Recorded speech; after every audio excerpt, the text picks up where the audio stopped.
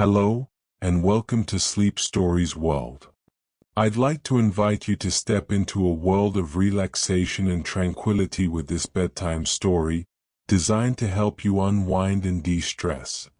By engaging in this story, you can embark on a journey that nurtures and soothes your mind, promoting overall well-being through sound, restful sleep. Before we begin, let's prepare your space for rest. Ensure you're somewhere comfortably cool, dark, and quiet. If you need to adjust anything, your curtains, your temperature, your pillows, please do so now. When you're ready, lie down and let yourself settle into your bed. Feel the weight of your body being supported. You may want to cover yourself with a light blanket as your body relaxes. Now, gently close your eyes. There's nothing you need to see anymore tonight. Your only task now is to be here, allowing yourself to receive the gift of rest. Take a deep breath in through your nose and exhale slowly through your mouth. Breathe in deeply, feeling your chest expand. Breathe out, feeling your body sink deeper into your bed. In and out. With each breath, you're signaling to your body that it's safe to rest. Now, imagine being surrounded by a warm, vibrant light. This light is gentle and comforting, carrying with it a deep sense of peace and safety. As you breathe in, let this warm light fill your chest. As you breathe out, imagine it spreading gently through your upper body. Breathe in, and let the light expand through your shoulders, your arms, your back. Breathe out, and feel it filling your stomach, your neck, your head, every space within you glowing softly. If a thought comes by, acknowledge it like watching a leaf float by on a gentle stream, and then let it drift away. There will be time for those thoughts later. Now is for rest. On your next breath in, let the warm light travel downward. Feel it reach your hips, your thighs, your knees. Breathe out, and sense it flowing down to your ankles, to your toes. Every part of you now is surrounded by this gentle, warm glow. You are completely enveloped in comfort and peace. Focus on your breath and the warm light surrounding you. If your mind wanders, simply guide it back, gently, to your breath, to the light. You are safe. You are comfortable. You are exactly where you need to be. As we move into tonight's story, allow yourself to let go even more. Let the words wash over you like a gentle tide. You don't need to follow every detail. Simply receive the story as a gift, a soft companion as you journey toward sleep. And now, let us begin. In the Arctic winter, the air itself becomes a force, invisible but undeniable. The wind is not merely a breeze or a gust, it is a presence that shapes the landscape, moves the snow, and tests every living thing that calls this frozen world home. The winds of the Arctic come from many directions, but some winds are more powerful, more dramatic, than others. These are the katabatic winds. The word katabatic comes from the ancient Greek word katabasis, which means descent or going down. And that is exactly what these winds do. They descend. Imagine vast ice sheets and high plateaus, places where the ice rises thousands of meters above sea level. At night, when there is no sun to warm the surface, and in the Arctic winter, when the sun doesn't rise at all for months, something remarkable happens. The ice radiates away whatever heat it has absorbed, cooling rapidly. The air in contact with this frigid surface also cools, becoming denser, heavier than the air around it. Cold air is heavier than warm air. This is a simple principle, but its effects in the Arctic are profound. The cold, dense air begins to sink under its own weight. And because the ice sheets are elevated, because they sit high above the surrounding terrain, gravity takes hold. The heavy, cold air begins to flow downhill, moving down the slopes like an invisible river of cold. This is the katabatic wind, air flowing downslope simply because it has become too heavy to stay at the top. In Greenland, these winds have a special name. They are called piteraq, a word from the Greenlandic language. The piteraq are most intense when a low-pressure weather system approaches the coast. The pressure difference between the high plateau and the lower coastal areas becomes extreme, and the cold air accelerates as it rushes down the slopes. Piteraq winds are extraordinarily powerful. They typically reach speeds of 100 to 150 knots, that's about 115 to 173 miles per hour. Wind speeds equivalent to a major hurricane. And yet, this is wind caused not by a storm, but simply by cold air flowing downhill.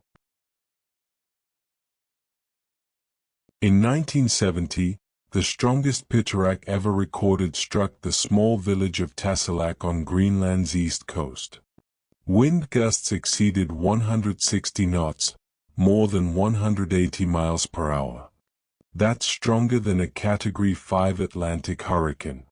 The damage was so severe, so catastrophic, that officials seriously considered closing the town permanently, abandoning it to the winds.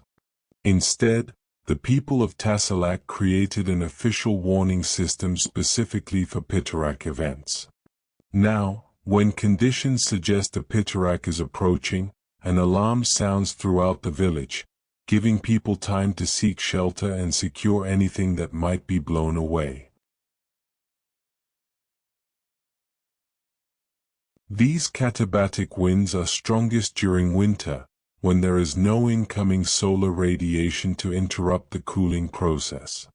In the depths of the polar night, the ice sheets remain cold continuously, and a large pool of dense, frigid air builds up over the interior.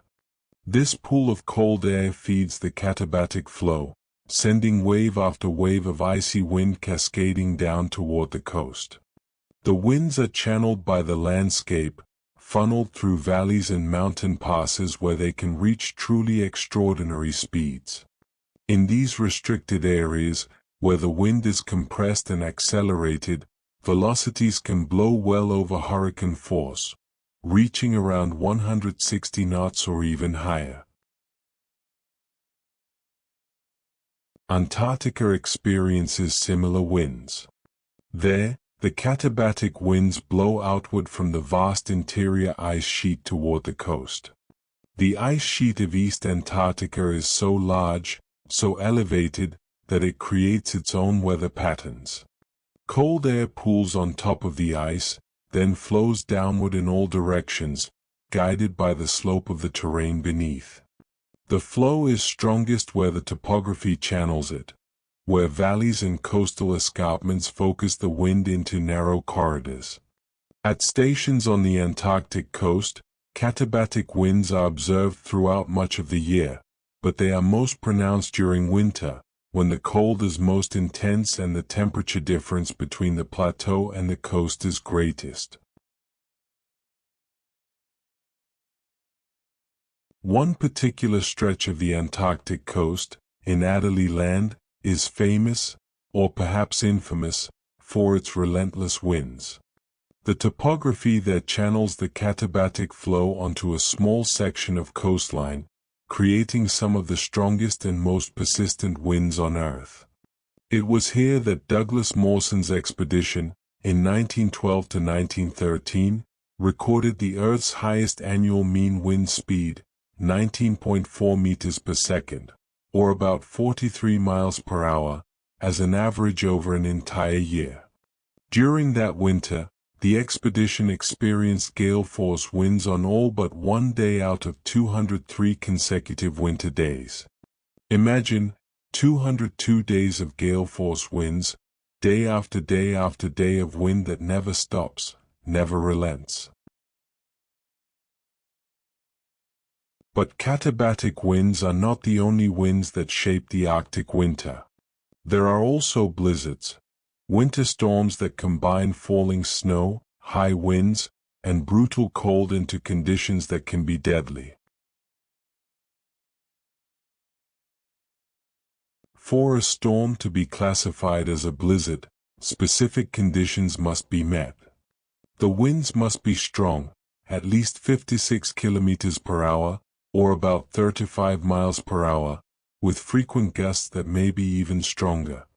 These winds must cause blowing or drifting snow that reduces visibility to 400 meters or less, about a quarter of a mile. And these conditions must persist for at least 3 to 4 hours. A severe blizzard is even more intense. Winds exceed 72 kilometers per hour, 4 to 5 miles per hour, visibility drops to near zero, and temperatures plunge to negative 12 degrees Celsius or lower, about 10 degrees Fahrenheit or colder. During a blizzard, the world becomes white. Sky and ground merge into a single, featureless expanse. This is called a whiteout, a condition where there is no visible horizon, no depth perception, no way to tell up from down or near from far. The horizon simply disappears. Everything, absolutely everything, becomes the same shade of white. In a true whiteout, a person can become disoriented just steps from their door. They might be only 3 meters, 10 feet, from safety, and yet be unable to find their way back. The complete loss of visual reference is profoundly disorienting, almost hypnotic in its completeness. Interestingly, a blizzard doesn't necessarily require heavy snowfall. What defines a blizzard is the wind and the visibility, not the amount of snow falling from the sky. In fact, one of the most dangerous types of blizzard is called a ground blizzard, a storm where no new snow is falling at all. A ground blizzard occurs when strong winds pick up snow that's already on the ground, loose, powdery snow, and blow it into the air. If there are several inches of fresh, light snow covering the landscape, winds of 50 to 60 miles per hour can quickly lift this snow and create complete whiteout conditions, even under a clear sky.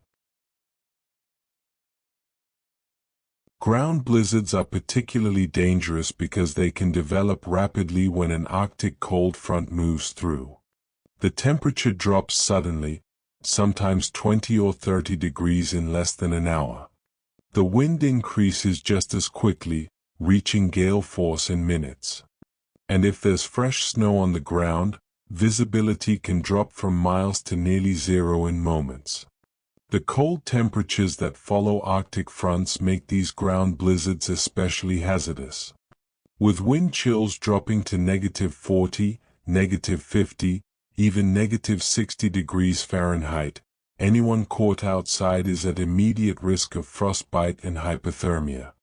Exposed skin can freeze in less than 10 minutes under such conditions.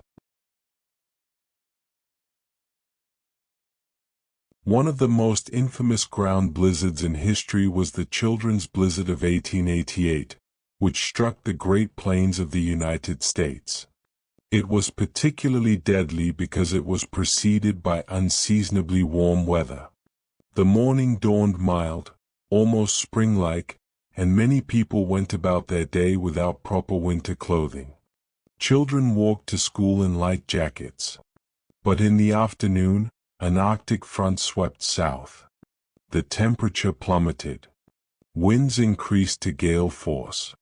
And because there was fresh snow on the ground from earlier storms, that snow was lifted into the air, creating instant whiteout conditions.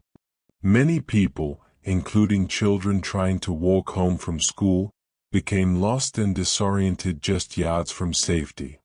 An estimated 235 people died in that storm, many of them children, frozen to death within sight of shelter they could not see. The Arctic wind does not discriminate.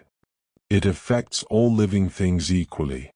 Animals that have adapted to the cold still seek shelter from the wind. Polar bears dig into snowdrifts, letting the snow pile over them. Arctic foxes burrow into the snow, creating temporary dens. Even the hardy musk ox, with their thick coats, huddle together in groups, presenting their backs to the wind while the young shelter in the center of the group. Wind also shapes the snow itself. It carves the surface into patterns, creating drifts and sastrugi, sharp, wave-like ridges of hard snow that form parallel to the prevailing wind direction. These features can be just a few centimeters high, or they can rise to a meter or more, frozen waves in an ocean of snow. In areas where katabatic winds are particularly strong and persistent, the wind can scour the snow away entirely, leaving bare ice or even exposed ground. In Antarctica, there are entire valleys, the McMurdo Dry Valleys, where the katabatic winds are so strong that snow cannot accumulate at all. The wind removes every flake, creating landscapes that look more like Mars than Earth, barren, rocky terrain in the middle of the ice sheet. But for all their power, for all their fury, the Arctic winds are simply another element of this frozen world. They are neither good nor evil, they simply are. They move the air, redistribute the snow, shape the ice. They are part of the system, part of the balance that defines the Arctic. As we imagine these winds sweeping across the ice, invisible rivers of cold air flowing down from the heights, let us recognize their power but also their purpose. They are part of what makes the Arctic what it is. Without the wind, the landscape would be different. The snow would sit undisturbed. The ice would form in different patterns. The very climate would change. The wind, like the cold, like the darkness, is simply a condition of existence in this place. And the creatures that live here have learned to work with it, to shelter from it when necessary, to accept it when shelter is not possible. Let the image of the Arctic wind settle into your thoughts, not as something to fear, but as a force of nature. Powerful, yes, but also natural, simply another element of this remarkable frozen world. Breathe slowly, let your breath be calm and steady. Unlike the fierce winds of the Arctic, let your breathing be peaceful, gentle, quiet.